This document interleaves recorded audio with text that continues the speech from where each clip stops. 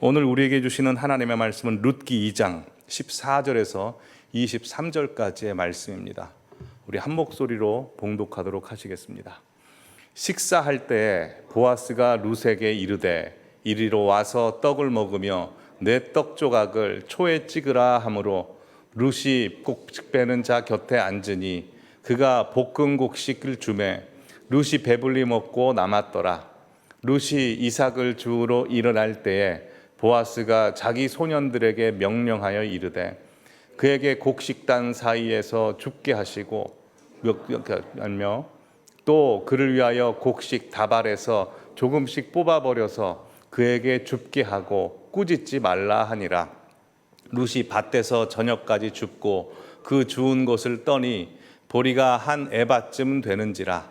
그것을 가지고 성읍에 들어가서 시어머니에게 주운 것을 보이고 그가 배불리 먹고 남긴 것을 내어 시어머니에게 드리매 시어머니가 그에게 이르되 오늘 어디서 주었느냐 어디서 일을 하였느냐 너를 돌본 자에게 복이 있기를 원하노라 하니 룻이 누구에게서 이랬는지 시어머니에게 알게 하여 이르되 오늘 일하게 한 사람의 이름은 보아스니이다 하는지라. 나오미가 자기 며느리에게 이르되 그가 여호와로부터 복 받기를 원하노라. 그가 살아있는 자와 죽은 자에게 은혜 베풀기를 그치지 아니하도다 하고 나오미가 또 그에게 이르되 그 사람은 우리와 가까우니 우리 기업을 물을 자 중에 하나이니라 하니라. 모압 여인 룻이 이르되 그가 내게 또 이르기를 내 추수를 다 마치기까지 너는 내 소년들에게 가까이 있으라 하더이다 하니 나오미가 며느리 룻에게 이르되 내 딸아 너는 그의 소녀들과 함께 나가고 다른 밭에서 사람을 만나지 아니하는 것이 좋으니라 하는지라. 이에 룻이 보아스의 소녀들에게 가까이 있어서 보리추수와 밀추수를 마치기까지 이삭을 주우며 그의 시어머니와 함께 거주하니라. 아멘. 하나님께서는 이 세상 역사와 우리 인생의 시나리오를 작성하신 작가이자 감독이시죠. 그러기에 우리는 작가이자 감독이신 하나님께서 선택하신 배우들이라고 할 수 있습니다. 그래서 일찍부터 이 사실을 잘 알고 있었던 다윗은 시편 139편 16절에 이렇게 고백을 하지요. 우리 함께 읽어보도록 하겠습니다. 내 형질이 이루어지기 전에 주의 눈이 보셨으므로 나를 위하여 정한 날이 하루도 되기 전에 주의 책에 다 기록되었나이다. 아멘. 예. 하나님께서는 우리가 이 땅에 발을 딛고 살기 이전부터 우리를 이 땅에 보내실 택정을 하셨을 뿐만 아니라 우리가 이 땅에서 어떤 시나리오대로 인생을 살지 우리 인생의 시나리오를 다 기록하셨다는 것이죠. 그래서 우리는 우리 부모님의 자녀로 태어나게 되었고 어린 시절부터 지금까지 각자 다 다른 배경과 상황과 사정과 인생의 우여곡절을 겪으면서 이 자리에 오셨습니다. 자, 그렇다면 한번 생각해 보시죠. 하나님께서 내 인생의 시나리오의 작가이자 감독이시라는 거 믿으십니까? 자, 그렇다면 지금까지 성도님들의 인생에 써오신 하나님의 시나리오, 하나님께서 성도님들 한 분 한 분에게 맡겨주신 배역 마음에 드십니까? 아니면 마음에 들지 않으십니까? 기쁨으로 다 받아들이십니까? 아니면 이해가 안 되고 원망과 불평이 나오십니까?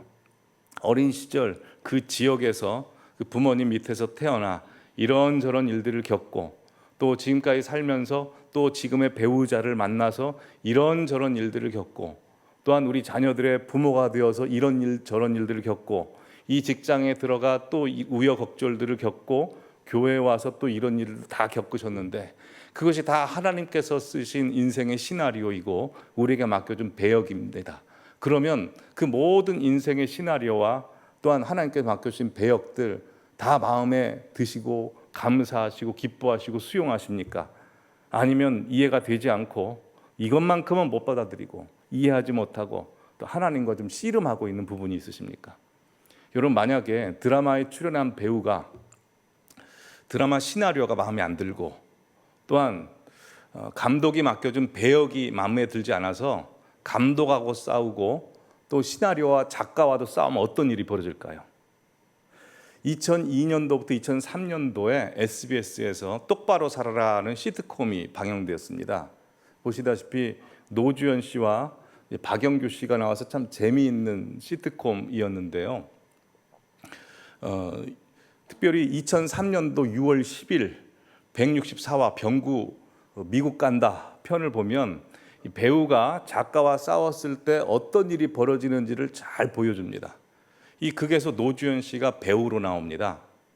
근데 어떤 베테랑 유명한 나이 많은 작가가 귀향이라는 드라마를 시나리오를 작성을 하고 이제 어떤 PD가 이 연출을 하는데 이 노주현 씨에게 병구 역할을 맡습니다. 병구는 바보입니다. 처음에 노주현 씨가 맡기를 싫어하죠. 근데 제작진이 어떻게 설득을 시키냐면 바보긴 바본데 카리스마 있는 바보다라고 이야기를 합니다. 그래서 그 말에 속아서 1화부터 10화까지 쭉 촬영에 들어가는데 1화부터 10화까지 노주현 씨가 맡은 병구의 모습은 바보의 모습만 나오지 카리스마 있는 모습이 나오지 않는 겁니다. 너무나 마음에 들지 않는 거죠. 어떻게 연기하는지 궁금하시지 않습니까? 영상 한번 잠깐 보시죠. 노주현 씨가 병구 왔다. 병구 아프다. 아이고 병구 괜찮냐? 병구 때렸다.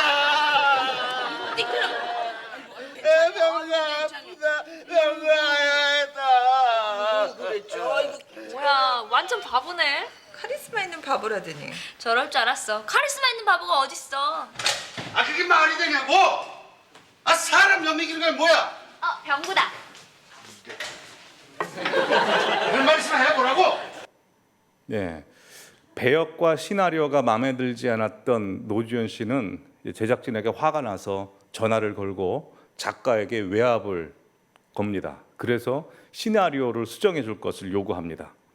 그 작가는 어쩔 수 없이 시나리오를 수정을 합니다. 어떻게 수정을 하냐면 1화부터 10화까지 계속 바보의 모습만 나오지 않았습니까? 근데 갑자기 11화에 생뚱맞게 미국으로 건너가서 수술을 받고 돌아옵니다. 그래서 어떤 모습으로 돌아오는지도 한번 보시죠. 어머니. 이게 무슨 소리야? 저 왔습니다 어머니. 잘 있었니?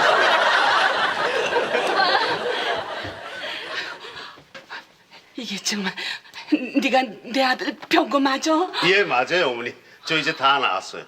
저 이제 멀쩡합니다 어머니. 아이고 그게 정말 저 다 나왔으니까 걱정하지 마세요. 그동안에 못한 가장 노릇 제가 잘하겠습니다. 예, 이렇게 중후하고 카리스마 있는 모습으로 나왔으니 노주현 씨는 마음에 듭니다. 근데 이제 누가 문제일까요? 작가가 자존심이 상한 겁니다. 화를 주체할 수 없어서 제작진에게 노주현 씨가 그만두든지 아니면 내가 그만두든지 둘 중에 하나 선택하라고 요구를 합니다. 제작진이 뭘 선택했겠습니까? 작가를 선택할 수밖에 없지 않습니까? 그래서 노주현 씨를 하차시킵니다. 어떻게 하차시켰을까요? 그림 보여주시죠. 예, 병구가 교통사고로 죽습니다. 근데 일이 좀 잘못돼서 작가가 계속 집필할 수 없게 됩니다. 그래서 잠시 시나리오를 놓게 됩니다. 그래서 새로운 시나리오 작가가 와서 집필을 하는데 제작진은 또 노주현 씨를 쓰고 싶은 겁니다. 그래서 노주현 씨를 이제 투입을 시켜야 되는데 병구가 이미 죽었지 않습니까? 뭘로 투입을 시킬까요? 한번 보시죠. 네. 제가 지금 누굴 데려왔는 줄 아슈? 누구? 종구요, 종구. 종구가 누구예요? 넌 잘 모를 거다. 40년 전에 보육원에 갖다 버린 병구, 쌍둥이 동생 종구. 그게 무슨 소리야? 참말로 종구를 찾았단 말이야? 아, 그렇다니까요. 아, 종구야, 빨리 들어와봐.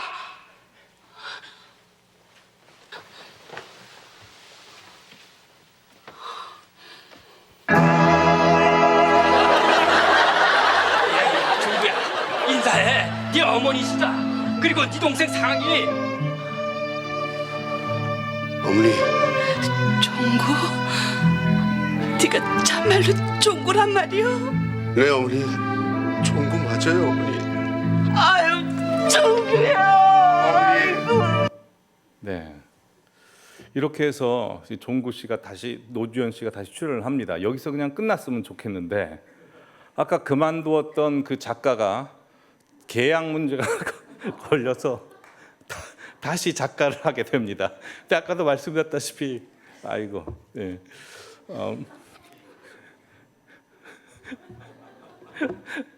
이 노주현 씨와 작업할 수 없다고 하지 않았습니까? 그 작가가 와가지고 또 노주현 씨를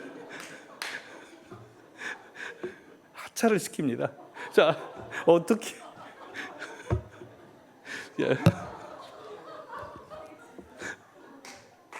그 낚시하러 갔다가 물에 빠져 죽는 것으로 하차가 됩니다. 그러니 이 노주현 씨는 이제 한 드라마 안에서 작가와 사이가 좋지 않아서 2번 죽습니다. 보시면 이제 교통사고로 2번째는 물에 빠져 죽습니다. 예. 그랬더니 이번엔 누가 가만히 있지 않겠습니까? 노주현 씨가 가만히 있지 않죠. 그래서 노주현 씨가 제작진과 또 그 국장에게까지 찾아가서 이거 왜 이렇게 하냐고 막 하소연을 합니다. 그랬더니 국장이 이야기를 듣고 작가를 설득합니다. 그래서 타협을 하죠. 작가가 노주현 씨를 출연시키기로 합니다. 근데 병구도 죽고 종구도 죽었지 않았습니까? 뭐 어떻게 출연을 시킬까요? 자, 마지막 영상 보겠습니다.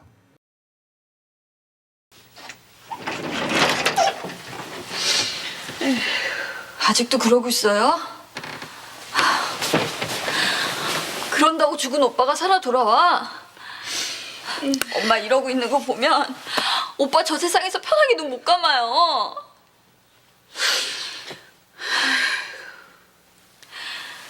얼른 주무세요. 얼른.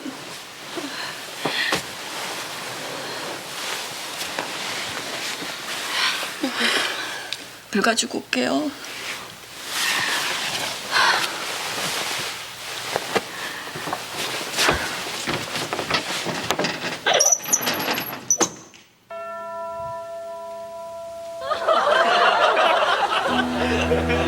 저거다! 귀신이다! 어머니, 너무 슬퍼하지 마셔요. 저 여기 있어요. 어머니 곁에 언제까지 있을 것이니 너무 슬퍼하지 마셔요. 귀신 맞지? 돈 내놔. 아, 말도 안 돼. 아이, 차라리 새쌍둥이가 낫지. 세상에. 아니 그럼 계속 귀신으로 나오는 거야? 할 말 없다. 저렇게라도 출연을 하고 싶은가?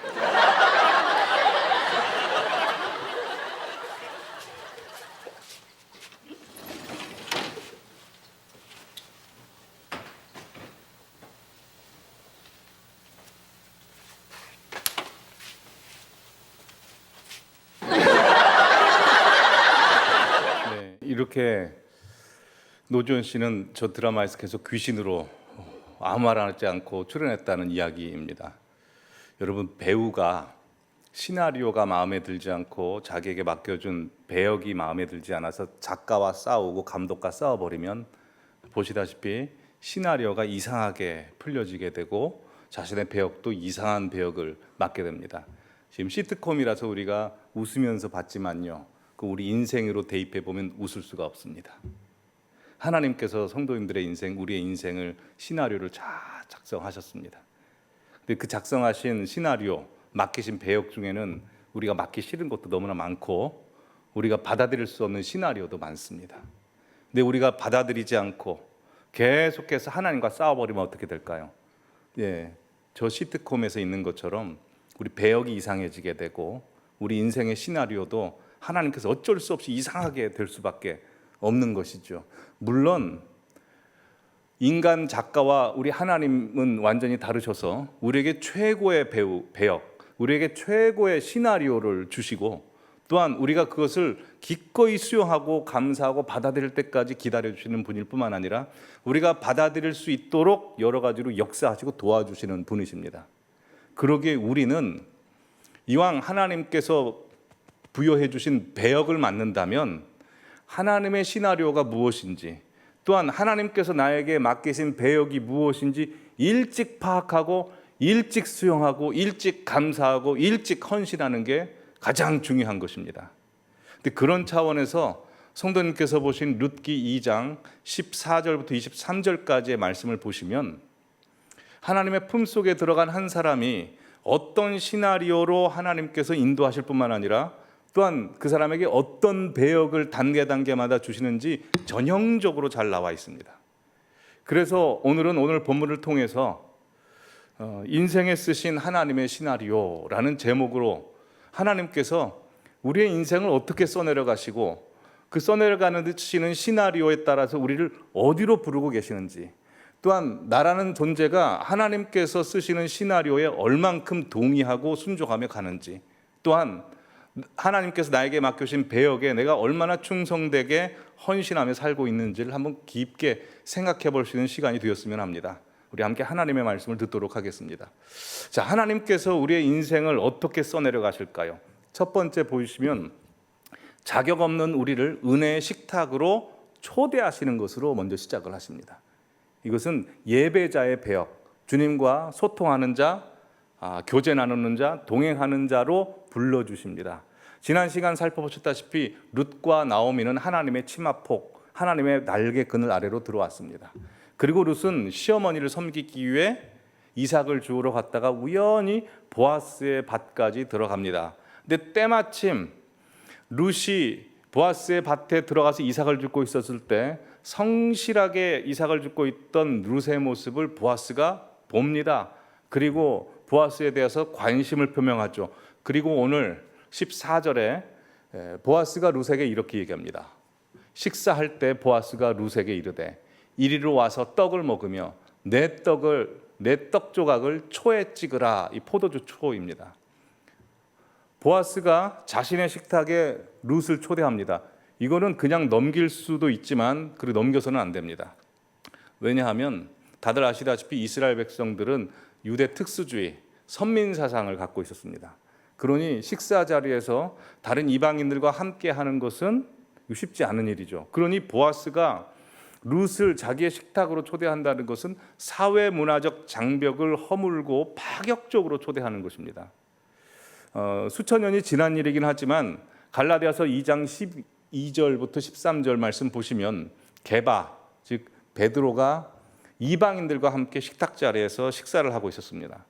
그런데 예루살렘에 있었던 유대 크리스찬 지도자인 야고보가 유대계 크리스찬들을 게바에게 보낼 때 이 이방인들과 식사하고 있는 장면을 유대인들이 볼까봐 이 베드로가 깜짝 놀라서 도망갑니다.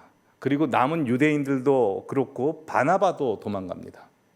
이때 베드로는 예수님을 3번 부인한 베드로가 아니고 성령 충만함으로 죽은 자를 살려내고 3,000명, 5,000명을 회개시킨 변화받은 베드로입니다. 근데 그럼에도 불구하고 이방인이 온다는 소식을 들으니까 바로 피해버립니다. 이게 이스라엘 사람입니다. 수천 년 동안 자기네 DNA 속에 이방인들과 식사하는 것은 굉장히 어색한 것이고 창피한 것이고 불교가 갖고 부정한 것, 민망한 것으로 여겨졌습니다. 그런데 오늘 본문에 그 수천 년 전에 보아스가 룻을 모든 장벽을 허물고 파격적으로 자기의 식탁으로 초대합니다. 성경에 보시면 이런 파격적인 은혜스러운 식탁 장면이 나옵니다. 대표적인 3가지 장면 보시면 첫 번째로 오늘 본문에 보아스가 룻을 초대한 식탁, 또한 두 번째로 다윗이 왕이 되어 요나단의 아들 사울의 손자 무비보셋을 초대한 식탁, 그리고 세 번째로 다들 잘 아시다시피 부활하신 예수님이 베드로를 초대하신 식탁입니다. 이 3가지 식탁에 공통점이 있습니다. 뭘까요? 다 자격이 없는 사람들을 불렀다는 거죠. 룻 이방인입니다. 거기다 과부입니다. 함께 식사하기 어렵습니다. 무비보셋 장애인입니다. 그리고 다윗의 평생 원수였던 사울 왕가의 자손입니다. 같이 왕의 식탁에 드릴 자격 없죠. 또한 베드로 예수님을 3번 부인했을 뿐만 아니라 배신했습니다. 다 자격 없는 사람들입니다. 근데 왜 자격 없는 사람들을 은혜의 식탁의 자리에 초대했을까요? 끌리니까요. 끌리니까. 긍휼한 마음이 생기고 사랑하니까 그렇습니다. 보아스가 룻을 사회적 문화적 장벽을 허물고 파격적으로 초대할 수 있는 것은 그냥 마음이 가니까요. 보고 반했으니까 초대하는 것이죠. 다윗이 장인이었던 무비보셋을 왕의 식탁에 초대할 수 있었던 것도 그의 아버지 요나단을 사랑했으니까요. 마치 하나님 아버지께서 우리의 기도를 들어주시고 우리를 불쌍히 여기시고 우리를 안아주시는 것은 아들 예수 그리스도의 보혈의 피 때문인 것처럼 다윗도 요나단 때문에 무비보셋을 왕의 식탁에 초대하는 것입니다. 예수님께서 왜 베드로에게 식탁 자리에 초대하셨을까요? 조반을 차려줬을까요? 그를 사랑하니까요. 다들 아시다시피 조반을 다 먹고 나서 예수님께서는 베드로에게 따로 3번 물으시죠. 요한의 아들 시몬아, 네가 나를 사랑하느냐? 왜 3번씩이나 물으셨을까요? 그가 3번 부인했기 때문에 상처를 회복시켜 주시기 위해서, 또한 그에게 사명을 확실히 확고하게 심어주시기 위해서. 맞습니다. 근데 그냥 간단 명료한 답은 뭔지 아십니까? 예수님께서 베드로를 너무나 사랑하셨기 때문입니다. 그림 보여주시면 연애할 때 연애 상대자가 이런 질문 자주 하죠. 오빠 나 사랑해, 사랑해, 사랑해. 왜 이런 질문합니까? 이미 나는 오빠 사랑하니까 나 사랑해줘, 이거 아닙니까? 예수님께서 베드로에게 시몬아 나를 사랑하느냐라고 물어보신 것은 내가 너 무지 사랑한다, 이 말씀이죠. 그러기에 하나님께서 우리를 이 은혜의 식탁으로 초대하셨다는 것은 자격이 없음에도 불구하고, 죄인이었음에도 불구하고 그 모든 장애물들을 극복하고 허물고 파격적으로 이 식탁에 초대하신 것은 우리를 사랑하시기 때문이죠. 그래서 마태복음 11장 보시면 수고하고 무거운 짐진 자들아 다 내게로라, 내가 너희를 쉬게 하리라. 여러분, 사람은 수고하고 무거운 짐진 사람들과 함께하기 힘듭니다. 그렇지 않습니까? 상담하는 사람은 상담을 꼭 받아서 치유를 받아야 된답니다. 왜냐하면 수고하고 무거운 짐진 자들과 상담하다 보면 자기도 수고하고 무거운 짐진 자가 되기 때문에. 그래서 사람들은 본능적으로 수고하고 무거운 짐진 자를 꺼려하지만 우리 주님께서는 오라 오라라고 내 식탁 자리에 초대한다라고 말씀하십니다. 뿐만 아니라 요한계시록 3장 20절에는 우리 믿는 사람들에게 말씀하십니다. 믿는 사람들 문 밖에 서서 문을 두드리신답니다. 열어줘라. 내가 들어가서 내가 마련한 식탁을 너에게 베풀겠다. 나와 더불어 먹자라고 말씀을 하시는 거죠. 그러기에 오늘 이 시간 성도님들께서 자격이 없음에도 불구하고 이 자리로 초대받아 나올 수 있는 것은 하나님이 너무나 사랑하시고 하나님이 마음이 끌리시기 때문에, 하나님의 시선이 머물기 때문에 이 자리로 나오신 줄 믿습니다. 근데 이 자리에 나오셨다는 것은 보통 일이 아닙니다. 왜냐하면 우리가 다 자격이 없고 또 무능하고 하나님 앞에 바로 서지 못할 때가 많음에도 불구하고 부름을 받아 나오긴 하는데요. 예수님께서 아십니다. 아무리 부름을 받았다 할지라도 대부분의 사람들은 이 자리로 나오지 않는다는 것을 아십니다. 마태복음 22장 보여주시면 천국잔치 비유를 말씀하실 때 3절에 그 청한 사람을 혼인잔치에 오라 하였더니 다들 오기 싫어합니다. 왜 오기 싫어했을까요? 그 이유가 누가복음 14장에 나옵니다. 보시면 첫 번째 사람은 18절에 다 일치하여 사용하는데, 첫 번째 사람은 나는 밭을 샀음에 아무래도 나가봐야겠다, 내가 부동산 땅을 사서 못 가겠다라고 이야기합니다. 두 번째 사람은 나는 소 5겨리를 샀다, 소 10마리 샀기 때문에 시험하러 간다, 차 사고 집 사고 뭘 샀다는 거죠. 세 번째 사람은 나 지금 장가 들었으니 바빠서 못 간다라고 이야기합니다. 세상적으로 볼 땐 다 이해가 갑니다. 그렇지 않습니까? 세상 일 바빠서 집 사고 차 사고 부동산 계약하고 하니까 못 나올 수도 있다고 우리는 생각하죠. 근데 다 핑계입니다. 보실까요? 첫 번째 사람, 나는 밭을 샀다, 아무래도 나가봐야 되겠다, 밭 보러 간다는 거 아닙니까? 근데 여러분, 세상에서 밭 사고 집 사고 땅 사는 사람들은 사기 전에 그 다 알아보지 않습니까?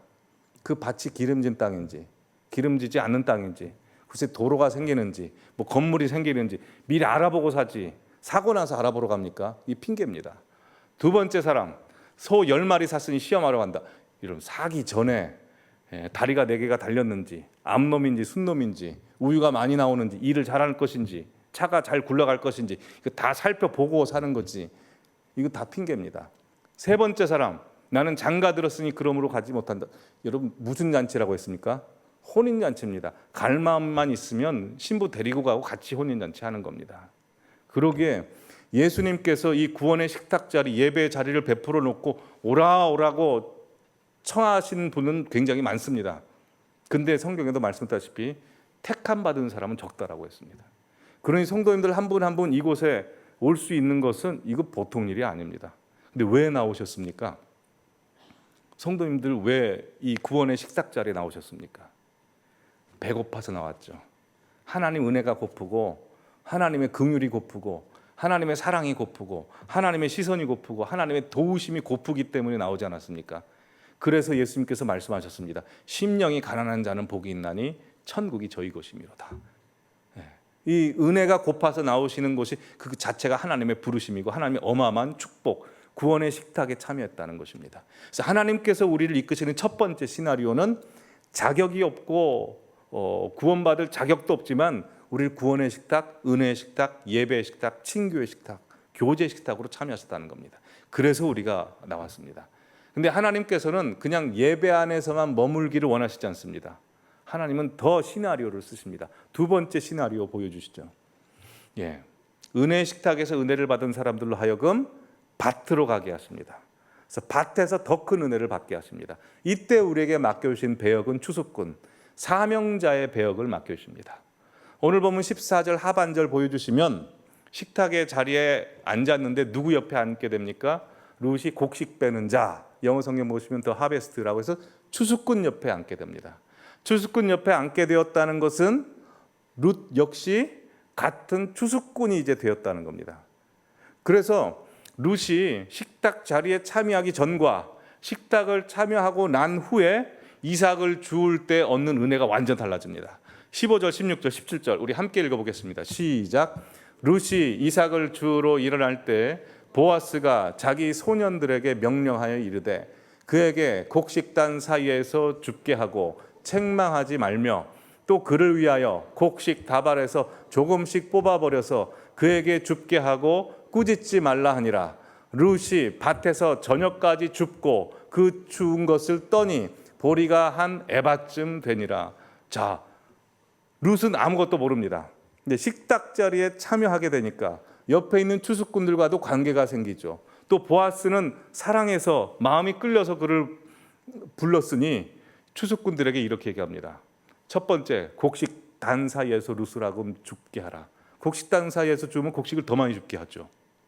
또한 두 번째, 곡식 다발에서 조금씩 뽑아버려서 그에게 줍게 하라 해서 다발채 주는 겁니다. 식탁 자리에 참여하기 전에는 이삭 하나씩밖에 얻을 수 없었다면 이제는 룻이 밭으로 가서 몇 단체를 얻게 되는 거죠. 누구의 은혜로요? 하나님의 은혜로 얻게 되는 것입니다. 그리고 책망하지 말라, 꾸짖지 말라, 그의 마음도 살펴주라라고 하십니다. 그래서 룻이 얻은 것이 얼마입니까? 보리가 한 에바라고 해서 11치 식량을 얻어버린 겁니다. 여러분, 하나님께서 이렇게 역사하십니다. 제자들이 예수님과 공생의 사역을 하면서 배를 고팠던 적이 없습니다. 다 배불리 먹었습니다. 근데 제자들이 더 큰 은혜를 누리고 더 크게 배불렀던 적이 있습니다. 언제인 줄 아십니까? 예수님이 승천하시고 나서 그들이 성령 받고 땅끝까지 복음을 전파하자 그들이 이전에 경험할 수 없었던 죽은 자를 살려내버리고 땅끝까지 복음을 전하여 3,000명, 5,000명까지 회개시켜버립니다. 감당할 수 없는 일들을 하나님의 은혜로 하게 되는 거죠.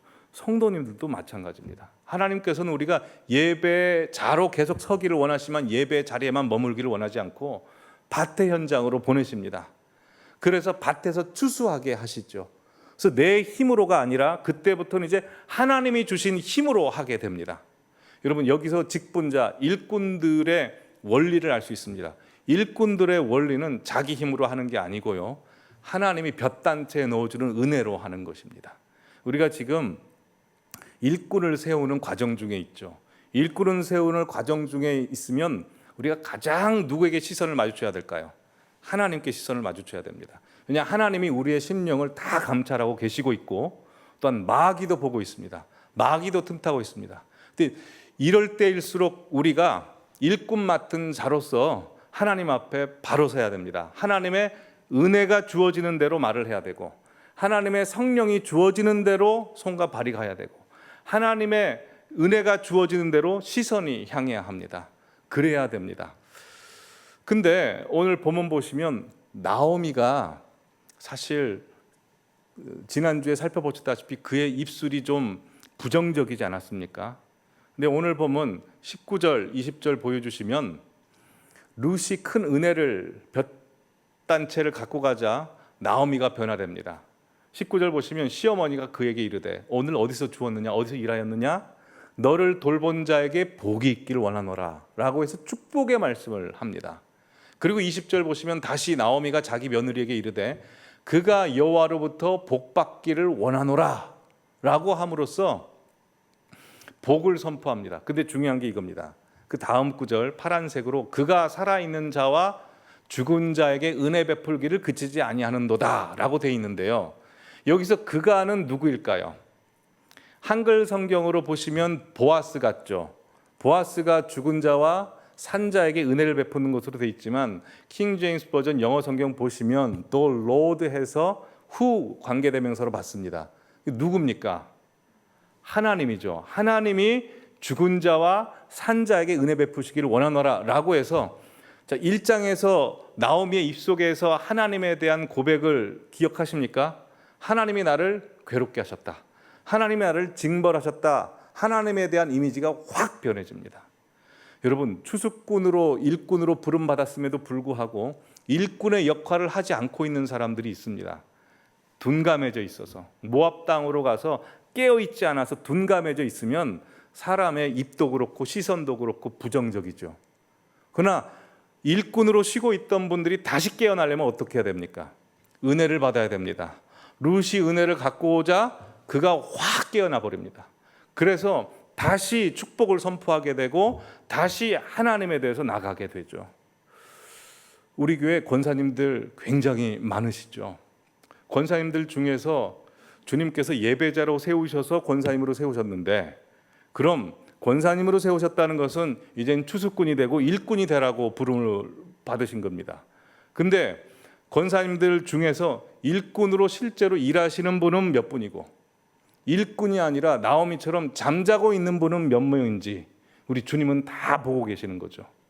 근데 아까 전에 말씀드렸다시피 하나님께서 단계마다 우리에게 허용하시는 시나리오가 있고 배역이 있는데 그 역할을 잘 감당하지 못하면 우리 인생이 어떻게 됩니까? 시나리오가 이상하게 된다고 했죠. 회복되는 방법이 무엇일까요? 은혜를 받으셔야 됩니다. 그리고 다시 기도를 회복하셔야 됩니다. 그 직분자가 되려면 반드시 해야 되는 게 첫 번째, 기도 생활 반드시 하셔야 됩니다. 왜 기도 생활 하셔야 되냐면 자아가 죽어야 됩니다. 자아가 죽지 않고 직분자가 돼버리면 누구를 가장 힘들게 할까요? 자기 자신을 가장 힘들게 합니다. 왜냐하면 우리 자아가 비대해지면 비대해질수록 어디가 시끄러운 줄 아십니까? 내 속에서 너무나 시끄러워요. 내 속에서 내가 나를 힘들게 합니다. 자아가 강하면. 그렇지 않습니까? 그러다가 나만 힘들게 하는 게 아니라 누구를 또 힘들게 합니까? 옆에 주변에 있는 사람 힘들게 하고 교회를 힘들게 하고 더 나아가 아주 무시무시한 사단이 휘어잡아 버립니다. 실제로 직분자가 됐음에도 불구하고 사단의 도구가 되는 경우들을 우리가 한국교회에서 너무나 많이 보지 않습니까? 여러분, 하나님께서 왜 우리에게 직분 주십니까?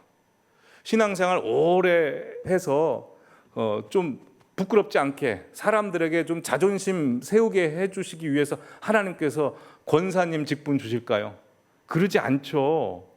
여러분, 가장 중요한 건 하나님과 나 사이입니다. 하나님께서 직분 주시고 우리를 평가하실 겁니다. 하나님께서 우리를 직분 주셨다는 것은 우리를 믿기 때문입니다.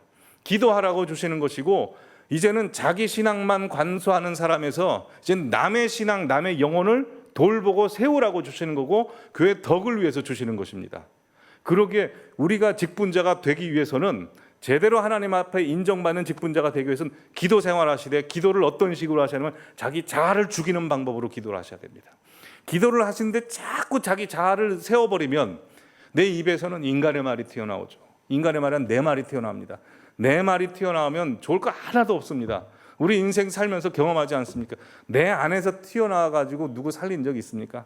내 안에서 뭐가 튀어나와서 문제가 해결된 적이 있습니까? 없죠. 저도 그렇습니다. 내 안에서 내 육성, 혼성 이게 다 튀어나와서 되는 일 하나도 없습니다. 다 어그러졌습니다. 아무리 선한 의도를 가지고 내 좋은 의도를 가지고 하면 잘 해보겠다 하고 우리끼리 잘하자 안 됩니다.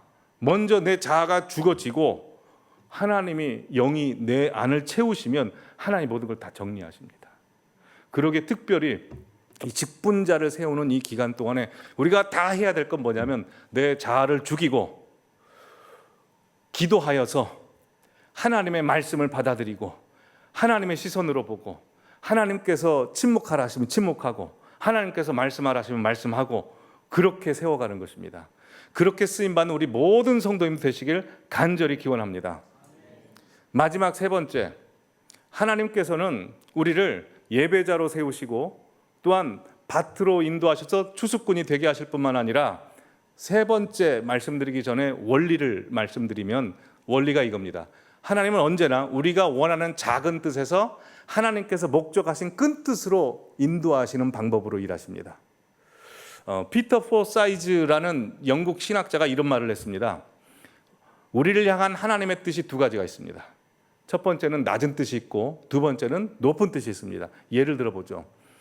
수영 선수 박태환 선수는 어린 시절에 천식을 알았습니다. 천식을 낳기 위해서 어린 시절부터 수영을 했습니다. 근데 수영을 너무나 잘해가지고 나중에는 국가대표 선수가 되고 금메달을 땄습니다. 자, 예를 들어보죠. 박태환 선수가 천식이 낳기 위해서 열심히 수영을 한 건 하나님의 작은 뜻입니다. 하나님의 더 놀라운 뜻은 어디에 있습니까?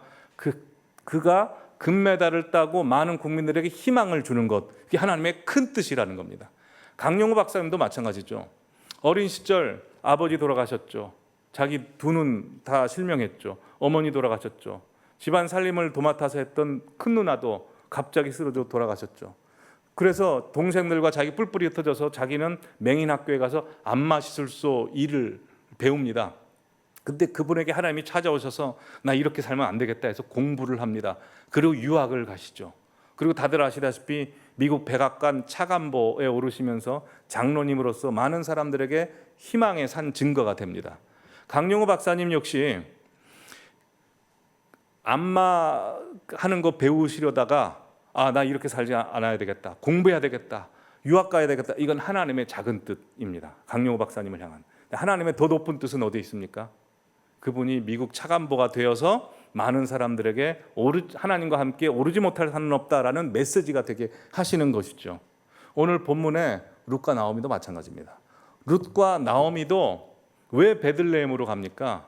거기 양식이 많아졌으니까 살려고 한번 잘 살아보려고 다시 돌아간 거죠. 그래서 룻은 이삭 줍기를 한 겁니다. 근데 하나님의 뜻은 거기에 있지 않았어요. 그건 하나님의 작은 뜻이었습니다. 하나님의 더 큰 뜻을 오늘 나오미가 깨닫습니다. 19절, 20절 말씀 다시 보여주시면 19절에 시어머니가 룻에게 물어봅니다. 이거 어디서 주웠냐? 라고 하자 룻이 대답합니다. 보았습니다. 보아스의 밭에서 주웠습니다. 라고 하자 그때 나오미의 영이 확 깨어나 버립니다. 그러면서 이런 말을 하죠. 그 사람은 우리와 가까우니 우리 기업을 물을 자 중에 하나이다. 뭘 깨닫는 겁니까? 하나님께서 우리를 베들레헴으로 오게 하신 것은 그냥 양식 배부르게 하시기 위해서 오게 하신 것이 아니고 룻 신랑감 찾아주기 위해서구나.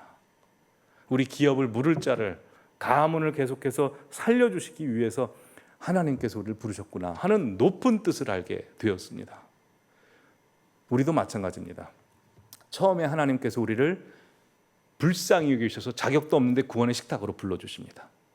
그리고 자꾸 하나님의 마음을 넣어서 추수할 일꾼이 되게 하셔서 영혼을 돌보게 하시는 일을 하시죠. 하나님의 최종 뜻이 어디 있는 줄 아십니까? 보여주시죠. 최종 뜻은 그리스도 신부입니다. 이게 가장 하나님께서 우리에게 바라시는 가장 요구하시는 것입니다. 그리스도의 신부가 되게 하는 것. 그래서 오늘 본문 23절 말씀 보여주시면 이렇게 돼 있죠. 이에 룻이 보아스의 소녀들과 가까이 있어서 보리추수와 밀추수를 마치기까지 이삭을 주우며 그의 시어머니와 함께 거주하니라 라고 돼 있습니다. 자, 지금은 어느 시대입니까? 추수할 때입니다. 추수할 때. 우리가 살고 있는 이 시대는 추수할 때.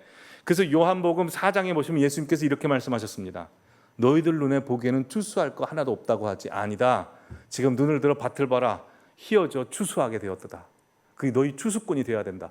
그래서 요한계시록 14장 5절 보시면 또 다른 천사가 성전으로부터 나와서 구름 위에 앉은 이를 향하여 큰 음성으로 외쳐 이르되 당신의 낫을 휘둘러 거두소서 땅의 곡식이 다 익어 거둘 때가 이르렀습니다 라고 해서 지금 우리가 살고 있는 때는 추수 때입니다. 그리고 추수가 다 끝나면 그때 뭐가 됩니까? 보아스가 룻과 결혼을 하게 되죠.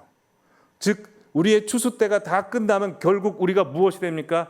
예수 그리스도의 신부가 됩니다. 그래서 요한계시록 19장 7절 말씀 우리 다 함께 읽어보도록 하겠습니다. 시작. 우리가 즐거워하고 크게 기뻐하여 그에게 영광을 돌리세. 어린 양의 혼인 기약이 이르렀고 그의 아내가 자신을 준비하였으므로 라고 돼 있어서 결국 하나님께서 우리에게 원하시는 것은 그리스도의 신부입니다. 그리스도의 신부가 되기 위해서는 어떻게 할까요? 오늘 22절에 나오미가 이렇게 얘기해 줍니다. 22절 보여주시면 룻기 2장 22절 말씀 있을 텐데요. 함께 읽어보도록 하겠습니다. 시작. 나오미가 며느리 룻에게 이르되 내 딸아 너는 그의 소녀들과 함께 나가고 다른 밭에서 사람을 만나지 아니하는 것이 좋으니라 하는지라 라고 해서 지금 추수할 때는 우리가 뭐 해야 되냐면 첫 번째로 그의 소녀들과 함께 나가고 동역자들과 함께 지내라는 겁니다. 함께 어울려서 지내야 됩니다. 그리고 두 번째 중요합니다. 다른 밭에 가서 사람을 만나지 않는 것이 좋다라고 이야기합니다. 왜요? 다른 밭에 가면 어떤 일이 벌어질까요? 보아스와 못 만납니다. 로맨스가 시작이 안 됩니다. 뿐만 아니라 당시에는 룻이 이방 여인에다가 과부입니다. 남자들이 겁탈합니다. 다른 밭에 가면 큰 일을 당하게 됩니다. 보호하려고. 여러분 우리도 마찬가지입니다. 하나님께서 우리에게 정하신 밭이 있습니다. 지금 추수 때는 우리의 가정뿐만 아니라 교회뿐만 아니라 우리에게 주신 사명의 밭이 있습니다. 그 밭에서 우리가 일을 해야지 하나님께서 원하시지 않는 곳에서 내가 원하는 곳에서 자꾸 일을 하면 어떻게 됩니까? 영적 겁탈을 나간다는 거죠. 그럼 그리스도의 신부로서 순결한 신부로서 준비가 안 되는 겁니다. 그리고 이 시기에 가장 중요한 것은 하나님이 맡겨준 추수할 밭에서 우리가 추수를 할 뿐만 아니라 내 마음과 몸을 순결한 사람으로 잘 단장해야 된다는 겁니다. 자, 정리하겠습니다. 아까 세 가지 사명 단계를 다시 보여주시죠. 성도님들 스스로를 한번 보시겠습니다. 우리 다 같이 은혜의 식탁으로 초대했습니다. 그렇죠? 은혜 식탁으로 초대받은 분들은 반드시 하나님께서 그 은혜로 추수할 밭으로 보내십니다. 근데 성도님들 가운데 추수할 밭으로 거부하신 분들이 계실 수 있습니다. 그리고 반면에 추수할 밭에서 열심히 일하시는 분도 계실 수 있습니다. 자, 근데 그분들 중에 거룩한 그리스도의 신부의 초대로 응하시는 분이 있고 응하시지 않는 분들도 있다라는 것입니다. 성도님들의 지금 현재 상황은 어떠십니까? 하나님께서 우리에게 원하시는 최종 목적지는 그리스도의 거룩한 신부입니다. 이걸 위해서 저도 교회 부임하게 됐고 하나님께서 쓰십니다. 이 한 목적 때문에 성도님들께 이 말씀을 전하는 것이고 이것 때문에 제가 목숨 걸 것이고 이 한 말씀 전하라고 세움 받은 줄 믿고 사역을 합니다.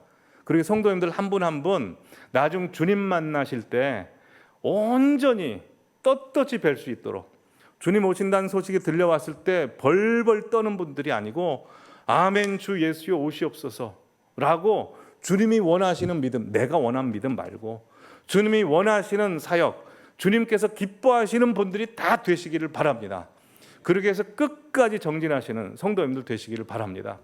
오늘 설교 내용을 요약해서 전해주는 찬양 가사가 있습니다. 지금은 엘리야 때처럼 그 2절입니다. 찬양팀 나오시죠. 가사를 보시면 에스겔의 환상처럼 마른 뼈가 살아나며 또 주의 종 다윗의 때와 같이 예배가 회복되네. 죽었던 우리를 주님께서 생기를 불어넣어 주시사 살아나게 하십니다. 그래서 우리를 하여금 구원의 은혜의 예배 식탁 자리에 참여하게 하십니다. 또한 주님께서 우리를 추수할 일꾼이 되어서 휘어진 들판 가운데 보내십니다. 그래서 거기서 뭐 해야 됩니까? 주님의 말씀을 선포해야 됩니다. 그리고 결국 주님께서 원하시고 꿈꾸시고 계시는 우리의 모습은 주의 거룩한 신부가 되어 주님께서 구름 타고 나팔 불면서 오실 때 우리가 주님을 온전히 맞이하는 것입니다.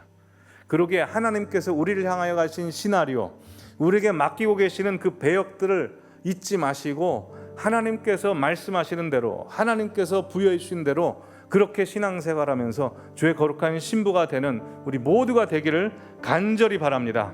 함께 찬양하겠습니다. 지금은 엘리야 때처럼 주 말씀이 선포되고 또 주의 종 모세의 때와 같이 언약이 성취되네. 비록 전쟁과 기근과 핍박 환난 날이 다가와도 우리는 광야에 외치는 소리 주의 길을 예비하라. 보라 주님, 보라 주님, 구름 타시고 나팔 불 때에 다시 오시네. 모두 외치세. 이는 은혜의 해니 시온에서 구원이 임하네. 환상처럼 마른 뼈가 살아나며 또 주의 종 다윗의 때와 같이 예배가 회복되네. 추수할 때가 이르러 들판은 이어졌네. 우리는 추수할 기쁨 되어 주 말씀을 선포하리. 보라 주님, 구름 타시고 나팔 불 때에 다시 오시네. 모두 외치세.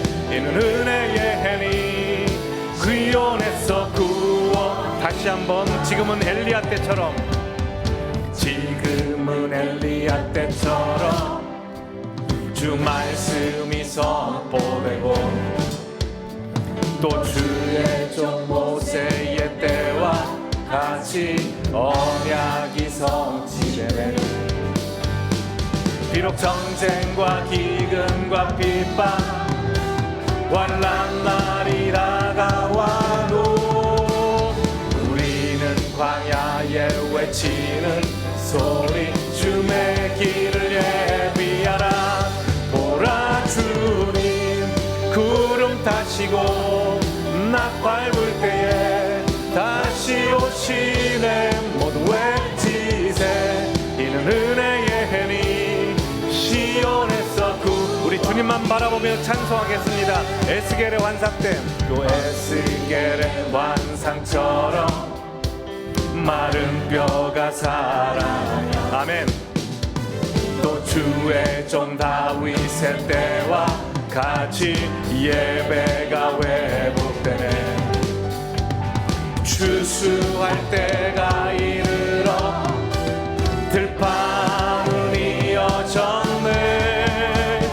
우리는 추수할 일꾼 되어 주 말씀을 선포하리. 보라, 보라 주님, 구름 타시고 나팔 불 때에 다시 오시네. 모두 외치세. 이는 은혜의 해니 시온에서 구원이. 보라 주님, 보라 주님, 구름 타시고 나팔 불 때에 다시 오시네. 모두 외치세. 이는 은혜의 해니 시온에서 구원. 보라 주님, 보라 주님, 구름 타시고 나팔 불 때에 다시 오시네. 모두 외치세. 이는 은혜의 해니 시온에서 구원이. 보라 주님, 보라 주님, 구름 타시고 나팔 불 때에 다시 오시네. 모두 외치세. 이는 은혜